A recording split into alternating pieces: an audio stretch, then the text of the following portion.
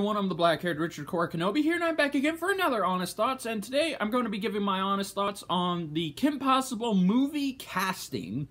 So yes, yesterday, we finally got the reveal of our new leads for Kim and Ron, and it was very exciting, and I am a little interested in this, but for those of you who don't know, you didn't hear this, so yes, you did not just mishear me, and that title, you're not seeing things with your eyes. There is going to be a live-action premiere movie for Kim Possible that is going to start production this summer and will come out in 2019. And a couple of months ago, they started the auditions for the castings. So it's a good time to be a Kim Possible fan. Now, for those of you who do not know, yes, I am a huge fan of Kim Possible. It is arguably one of my favorite Disney cartoons from the early 2000s. In fact, it was Kim Possible that really made me, I guess you could say, a Disney Channel fan, because I did watch Disney in the 90s, and while I've primarily given you guys the impression that I am a hardcore Cartoon Network fan. I grew up in the golden age of Cartoon Network. I did occasionally watch other channels like Nickelodeon and Disney Channel. Of course, with Disney, I did watch DuckTales. I did watch Darkwing Duck. I watched Gargoyles, of course. So I grew up with the, I guess, golden age of Disney too. But around the early 2000s, my mind was dedicated to just Cartoon Network. I don't know why, but I loved Cartoon Network. But occasionally, I would switch over to another channel. I would go over to Nickelodeon, as I just said. I would watch Rocko's Modern Life. I would watch Avatar: The Last Airbender. I would watch Rugrats, even All Grown Up. Yes, I watched All Grown Up. I would watch a different variety of shows, but it was Disney Channel that, in my mind, was the second place to go to if Cartoon Network just had repeats or there was nothing good on. So I would go over to Disney Channel, which I hadn't done in a while, I guess, and I would watch Recess, hands down one of my other favorites, Lilo and Stitch, Jake the American Dragon, I did watch Danny Phantom on Nickelodeon. I'm sorry, I forgot to point that out. The Proud Family. I love The Proud Family. Not joking. And finally, Kim Possible. So, Kim Possible, which is funny because I don't think I've ever told you guys this, but Kim Possible was like my new Powerpuff Girls. And that's a weird statement, but as you all know, I'm a huge Powerpuff Girls fan. I grew up with that show, even though it was always, everyone always assumed it was for girls, but no, it was meant for everybody. Well, Kim Possible was like that. But this time, Kim Possible was tackling something that I loved. It was tackling spies. It was tackling high school stuff, all that jazz. And it had great action, great writing, great characters. It was overall just an amazing show that still to this day, I can't believe Cartoon Network or Nickelodeon never did these type of shows. Even though Cartoon Network, with all of its great golden age hits, you never saw them tackle a show like that. And that is where Kim Possible comes in.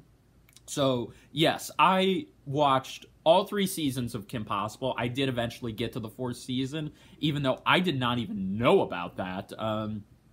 And I did watch the series finale movie. Well, it was originally supposed to be the series finale movie, but then season 4 happened, so yeah, there you go. So the drama. I loved So the Drama. I remember watching that film in a classroom with all of my classmates, and it was one of the best experiences of my life. Because I always wanted to see a Kim Possible movie, and the fact that we got one was so great, and I'll never forget that. And I still love the series to this day. I actually rewatched all 4 seasons and So the Drama again a couple of I'd say 2 years ago. So the memories are still recently fresh, but nevertheless, the point is, I'm a Kim Possible fan, and all of you watching this, all of you watching this are Kim Possible fans yourselves. And we always wanted to see the show come back. I think it's arguably we all wanted to see it come back. We wanted to see where was Ron and Kim's relationship going now that they graduated. Maybe they were in college. Maybe they could have had a family. There are so many fan fictions about this that it's overwhelming. But the show had ended until now. So last year, or I should say towards the end of last year, Disney announced that Kim Possible would be coming back for a reboot live-action movie. And this, I don't know how to describe this. Because, okay, on the one hand, we were excited because, okay, it's Kim Possible. And if DuckTales can come back and be amazing and set the bar high for reboots and what they're supposed to be, Cartoon Network, then why not Kim Possible?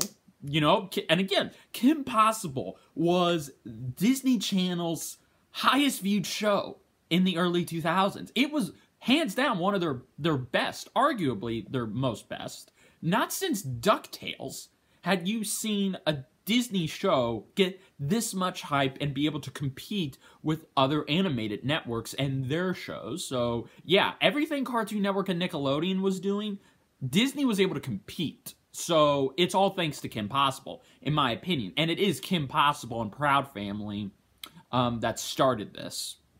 So, very, very nice. But nevertheless, now that Kim Possible is coming back for a live-action movie, I'm going to give my thoughts on that, but I'm just going to now get into the movie itself. So, if you're wondering, yes, it will be, this is just a live-action movie. Now, I don't know if this is going to lead into a series, although this would be interesting if it would, because here's the original thing here. If you don't know, Kim Possible sold the drama of the movie, while it was originally supposed to be the series finale, and it would tie up everything, and it would end with Ron and Kim finally getting together.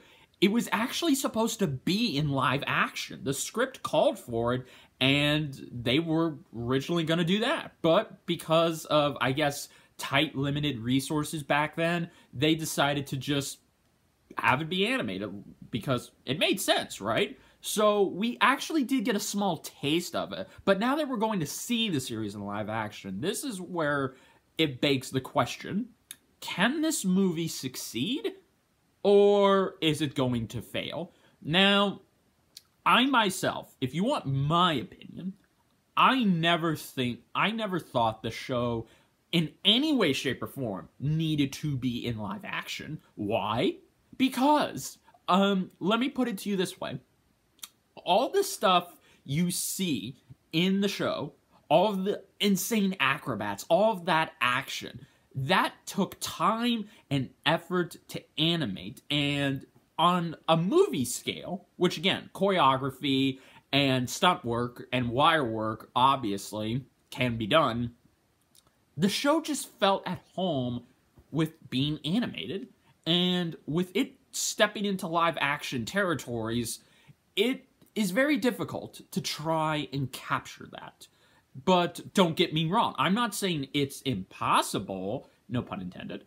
I'm just saying, I think it would have been better if they stuck to animation. Because why would you not want to have it be rebooted with a new animation style? Hell, maybe get the crew from Tangled or DuckTales to work on it. I would like to see that. Again, it just feels like this should be rebooted in animation, or maybe they could find a way to get the old crew to come back. I don't know. I'm just saying. But nevertheless, it's being done in live action. And for the longest time, whoever would be able to portray Kim and Ron, they would have some arguably big shoes to fill. Because Christy Romano and Will Friedle, or Will Friedle, I say Friedle, but that's just me, they were Kim and Ron. They had amazing chemistry. They practically grew up together. They were so believable that trying to capture that in live action would be very difficult. But again, not impossible. But the point is that I think it should have just been left alone. But in this day and age, reboots are a common thing, and this is Disney we're talking about.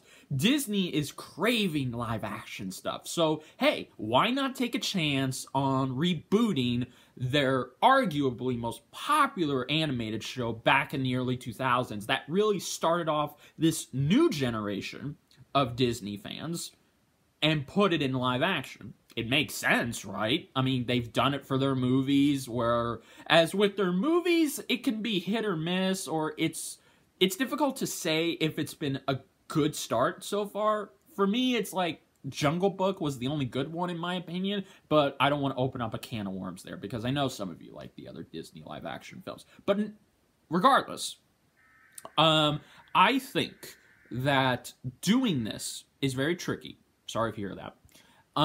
But it can be done. So now let's stop tap dancing around it. Let's just get into it, because that's what you guys want to hear, right? So yesterday, the official casting announcement was announced. But it was announced in an awesome way. I will leave a link down to it below. You can go check it out on Disney Channel's YouTube channel. Wow, that's a lot of channels. Anyway, Christy Romano and Will Friedle actually came back to portray their characters one last time in a live-action audition. And guys, it was awesome to see them come back and reunited after the show has been off the air for arguably 10 or 11 years, and they haven't portrayed these characters since it ended. And the show has been around for 16 years now. So to finally see them come back, it was great, and they were there to not only jokingly play their characters in live action, but they were also there to pass the torch. So they did, and they officially announced who will be playing Kim and Ron. Now, I have it right here in front of me. Now, Kim will be played by Sadie Stanley from The Goldenbergs. I've never seen that show, but I have heard good things about it, and I occasionally see promos for it, so it looks pretty good, I guess. And Ron will be played by Sean Gimabrone.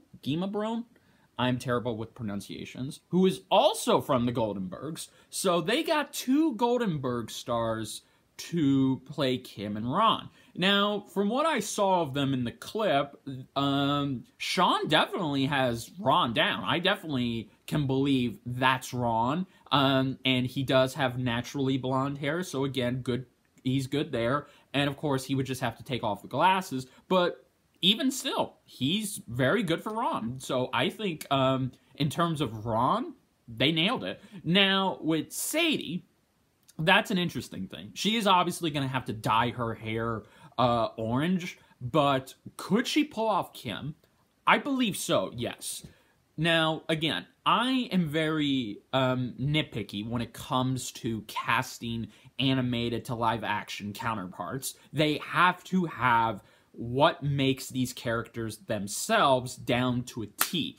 And the way Sadie and Sean were, and the way they were honored to try and take up the mantle and continue these characters for a new generation, I definitely think they have the potential. But I need to see, when a trailer comes out, that's where I need to see it for myself.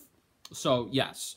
But in my opinion, and in your guys' opinion, we all can agree to this, right? Christy and Will always be Kim and Ron. They were and still are Kim and Ron. You can't take that away. But I'm happy that Sadie and Sean do respect that, and they were very honored. I can tell in the interviews that it was very overwhelming for them to play these characters, but they will do their best to not only continue the legacy, but also give their own interpretations. Now, see, I don't like that when it comes to casting somebody as this character, because if some other actor or actress who has portrayed said character is already implanted into your mind and they are hands down the best in your opinion, and arguably by everyone else, then another actor who comes in should not try to duplicate that. They can take influences from that. They can even try to do that, but they have to have their own thing. They have to be their own thing. They can't just be carbon copies, and that's what I don't want for Sadie and Sean. I don't want them to just take what Christy and what Christy and Will did 16 years ago, or 10 years ago, if you're going by when it ended, and just do that, but in live action. No, I don't want that. What I want is for them to do their own thing and do it confidently, because this is Kim Possible we're talking about. If this was The Proud Family, Recess, any of those shows, okay, there are some liberties you could take to try and reinvent it, but if it ain't broke, don't fix it. And this is Kim Possible, arguably one of the best early 2000s Disney shows. So there is a lot of pressure built up on this. Now, thankfully, if you haven't heard, the creators themselves will actually be executive producers, and they will be writing this movie. So that's good. They are sticking to, Disney is not just replacing them and not letting them help out. They are actually letting them help, and they are actually letting them decide, okay, how will this go? Because, again, these guys deserve nothing but to help out with this movie and try and bring back Kim Possible for a new generation. And it's hard to believe the show is 16 years old right now, and in 4 more years, it's going to be 20 years old. So, that's just crazy. Now, I don't know how this is going to turn out. I wish I could, but I can tell you guys this right now. If this movie, it can have the best casting, it can have the best effects. Disney can go all out and make Kim Possible come to live action beautifully. But if the actors and if the writing is not good, then arguably it's a gigantic waste of time, and that's not what I want. I don't want that. I don't want this movie to just look good.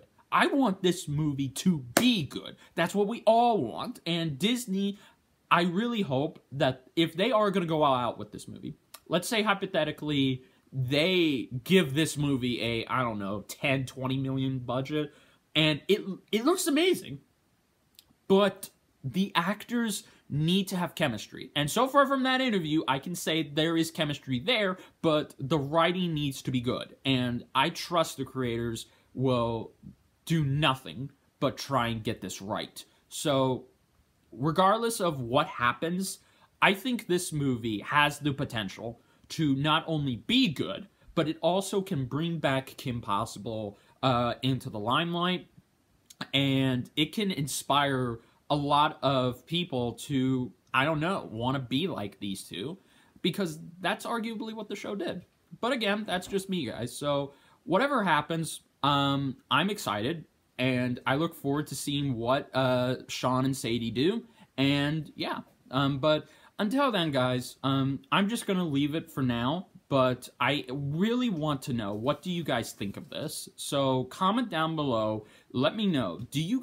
Are you guys happy with Kim Possible being in live action? Are you not happy? And also, too, what do you think of Sean and Sadie? Do you think they'll do good, or do you think they'll be disastrous? Again, let's keep it civil, and really, let's continue. I really want to hear your guys' thoughts on this. And before I go, I just want to mention to you guys that I will be doing a Q&A live stream this Sunday to celebrate my 7-year anniversary, and also, too, I will be doing a giveaway. I have 2 digital copies of Batman Begins and, of course, Suicide Squad Hell to Pay. So if you guys want to enter, all you gotta do is leave a comment down below and telling me basically, let's say right now, what did you like about Kim Possible? What did you think about it? And what was your favorite episode? What was your favorite movie? Just let's do that. So I'll pick the comments this Sunday and I'll announce the winner on my live stream. So yes, guys, until then, thank you so much for watching this. And if you enjoyed this, then please hit that like button. If you're new to my channel, then please hit that subscribe button. And I hope to you continue to stick around. And if you want to be notified of all of my videos when they drop live, then please hit that little notification bell. And until then, my fellow Kim Possible fans, this is Richard Cora Kenobi saying, may the Force be with you all, and I'll see you for the next one.